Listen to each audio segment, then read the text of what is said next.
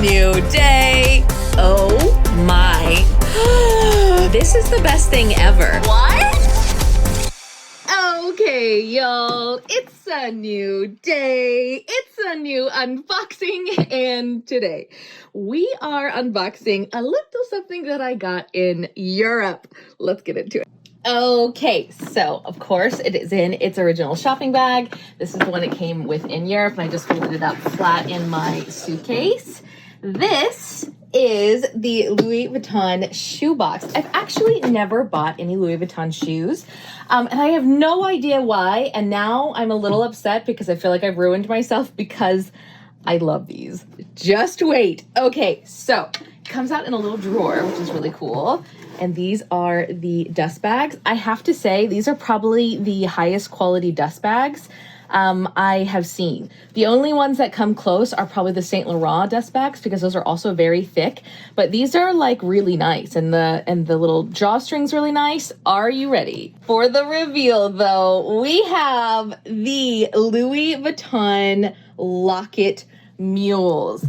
One of the best purchases. We originally didn't even pick these up. We were in the Monaco store, the one in the square. And by the way, if you're ever curious what any of those travel highlights, as I'm going through these unboxings of different things that I got in different places, all of those IG stories that I filmed when I was there, they're all in the highlights. I put them all in order, so you would just kind of scroll over and, you know, choose whichever one you want. But like this shopping day is in that highlight under Monaco. So anyways, originally, my mom was kind of looking for a pair of mules because she really likes Louis Vuitton, and she picked out some that were like maybe something that she would like. And then we saw these, and then we tried them on. And guys, oh my God, these shoes are so comfortable. There you go, some details on them, and they have a little heel. I don't know what it is about it because they're canvas or not even necessarily particularly stretchy, but when you put them on, they just fit like a glove and give in all of the right areas. And I was shocked because I never really try on Louis Vuitton shoes, so I didn't really know how they fit or you know, how they fit on me, etc. And remember, I was shopping for my mom. She was picking something out for her, and when I tried them on, I was like, wow, they're just you have to try them on. You have to try on some mules, especially if you have a wider foot like me, or your foot swells when you travel, because I have that problem all the time. And for wider feet, especially if you shop at Chanel not a lot like I do, and they're always run so narrow and it's so frustrating, this is like the opposite of Chanel. This is like what a shoe width like should be, I think. But maybe even these geared towards a little bit wider, I think. They're just like they fit like a pair that you've been wearing for a long time or something. Anyways, these were obviously heeled, and she was actually looking for like a flat pair of mules. So our essay ended up bringing out a different pair for her to see if she liked them, and she was like, head over heels, they're perfect. I'll definitely do an unboxing on those.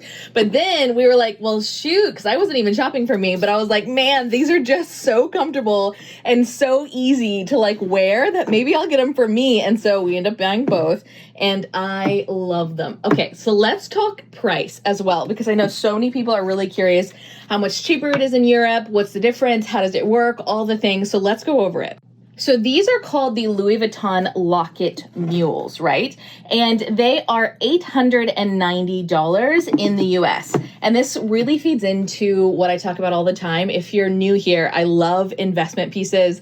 I love talking about money. I love things that hold their value. Even if you're not going to resell something that you like, the point is that you're building your investment portfolio of things and bags that don't lose their value. So when you put your money into this, not only does it not lose value, but it'll appreciate over time if you shop right. That's like my whole thing, my whole get up. I absolutely love it. And if you've been following me for a while, you guys know I never, hardly ever buy shoes retail, because you're always going to not get your full amount of money back. Well, it depends. But most of the time you won't get your full amount of money back because obviously you're going to wear them, like, right? They'll be wear on the bottom, and you'll be able to sell them for a good chunk of money, but not all.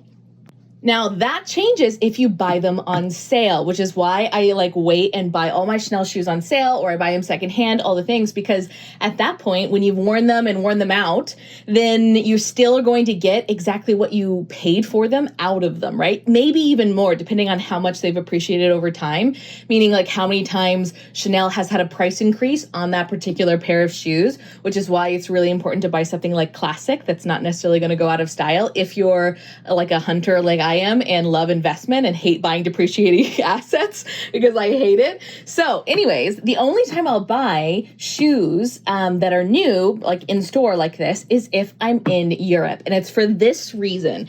These are $890 in the US. So plus tax, it's like plus $75 at like 8.5%, which means they're $965 in the US to walk out with them, right? Okay.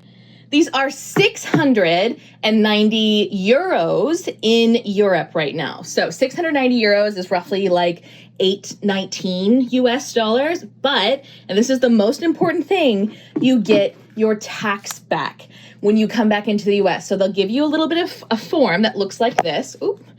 And it's called Global Blue, is like the company that does Louis Vuitton's tax back. Different brands will use different companies, but they all get scanned at the same place in the airport. And basically you can either get cash at the airport for a lower percentage, or if you buy it on a card and you get it refunded back to your card, you get a higher percentage. I always do the card because I prefer the higher percentage. And I got back on these in tax 82 euros, which is like $100 roughly, which means that the total for these are $722.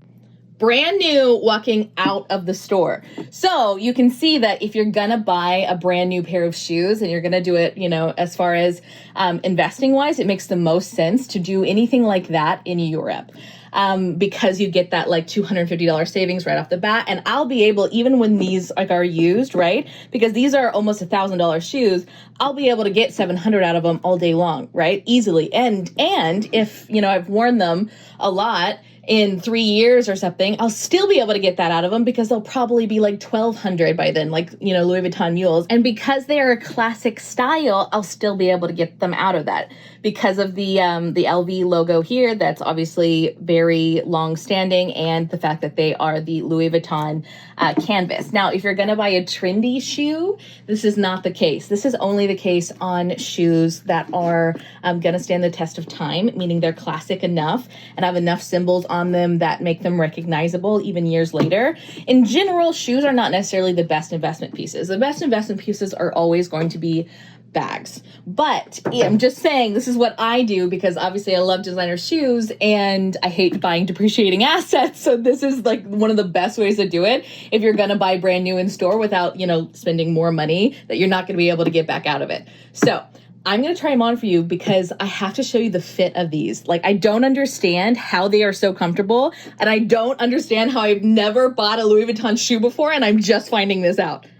Okay, so here they are on, and we'll pop over to the mirror in a second. But as you can see, like typically me doing that just now, I would always have to struggle because my foot is just wider all the way around. I gained a whole bunch of weight. If you guys don't know my weight gain story, it's in my highlights as well under my About Me. And so I gained 100 pounds in 3 months. Nobody could tell me why. It's just a mess. So many of my shoes don't fit because there's so much more fat in my foot than usual. So it's just like rounder than usual, right?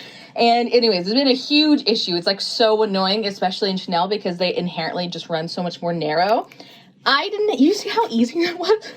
Like, guys, this is unprecedented. This is unprecedented. And they're so easy and cute. Let's try them on the mirror.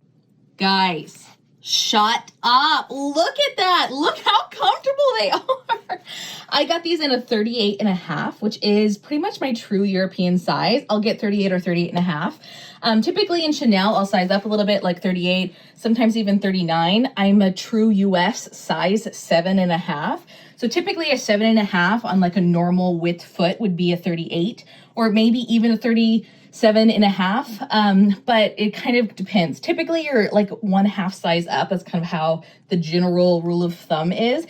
Unless you have a very, very narrow foot, then you're always going to size like your true size, maybe even down a little bit. But usually it's your true size. So if like you're a 7 in the US, you're going to buy a 37 in European sizes. So since I have a little bit of a wider foot, I will buy a 38. Again, US size 7.5. So I'll buy a 38 or a 38.5. These I bought in a 38.5. I definitely could have gone 38 though, easily.